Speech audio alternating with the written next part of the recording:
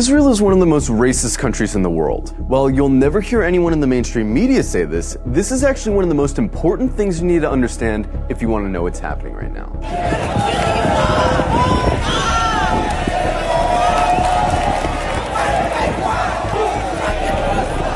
From its inception, the whole idea of Israel as a country was based on racism. Israel was conceived as a Jewish state, and while there's nothing wrong in principle with Jews having a homeland, the problem is that they insisted that that homeland had to be in Palestine, which already belonged to someone, the Palestinians. The slogan of Israel's founders was a land for a people without a land.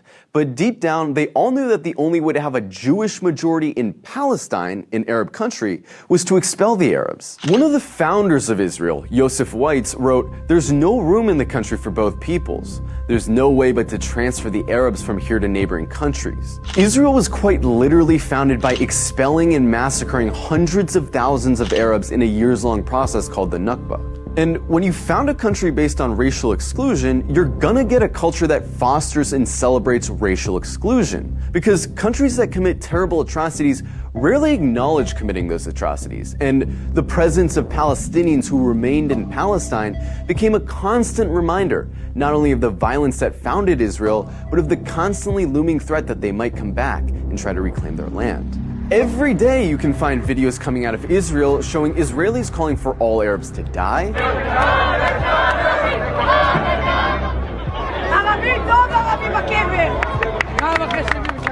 insulting the Prophet Muhammad,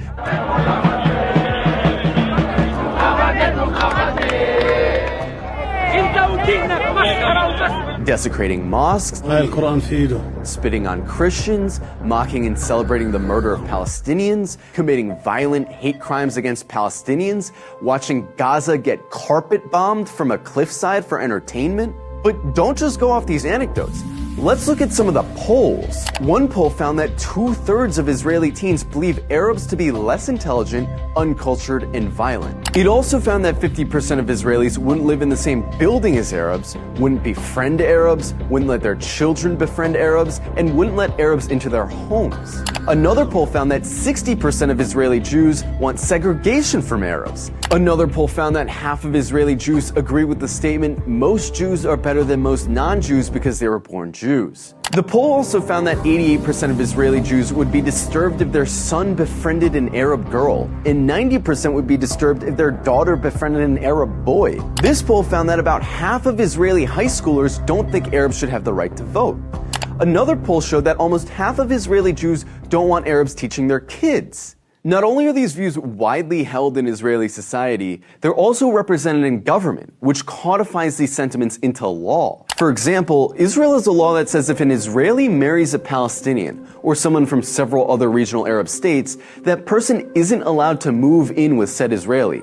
This law was passed in 2003, but it's been renewed every single year since. Israel also doesn't allow interreligious marriage to be performed in the country, which is meant to deter Jews from marrying non-Jews. In 2018, Israel passed the nation-state law, a law which has constitutional status, which says the right to exercise national self-determination, i.e. have rights, is the exclusive right of Jews, no one else. There's also the Nakba law, which makes it illegal to acknowledge the Nakba, the expulsions of Palestinians that were needed to found Israel. This would be like passing a law to make it illegal to talk about indigenous genocide or slavery in America. There's also the Admissions Committee law, which basically allows towns to operate panels that deny applications for entry based on socio-cultural compatibility, which essentially just legalizes racist housing discrimination. In Israel, advocating genocide of Palestinians doesn't hurt your chances of holding a high position in government. And in fact, in many cases, it helps. In 2014, Israeli lawmaker Ayelet Shaked wrote an unhinged rant on Facebook, calling all Palestinians enemy combatants and saying their mothers should be killed for giving birth to, quote, little snakes. The next year, she was appointed Minister of Justice by Benjamin Netanyahu.